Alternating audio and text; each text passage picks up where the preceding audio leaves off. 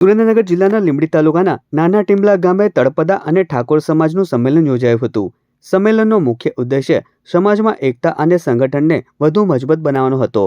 આ ઉપરાંત શિક્ષણનો વ્યાપ વધારવા, યુવાનોને સ્પર્ધાત્મક પરીક્ષાઓ માટે પ્રોત્સાહિત કરવા, વ્યસન મુક્તિ અને કન્યા શિક્ષણ જેવા મુદ્દાઓ પર ભાર મૂકવામાં આવ્યો હતો. સમાજના આગેવાનોએ જણાવ્યું હતું કે એકતા જ સમાજની સાચી શક્તિ છે. તેમણે રાજકીય અને વ્યક્તિગત મતભેદો ભૂલીને સંગઠિત થવા માટે લોકોને અપીલ કરી હતી.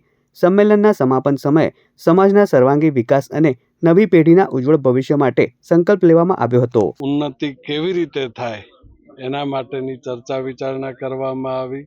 હાલના સમયમાં મોંઘવારીના કારણે જે પરિસ્થિતિઓ ઊભી થઈ છે, રાજકીય અન્યાય સહન કરવાની જે પરિસ્થિતિઓ ઊભી થઈ છે, આ તમામ પરિસ્થિતિઓની વિરુદ્ધ લડવા માટે સમાજ એક થઈને લડે, એના માટેનું કોઈ બંધારણ બને, એના માટેની કોઈ સિસ્ટમ બને, એના માટેની ચર્ચા વિચારણાઓ કરવામાં આવે છે.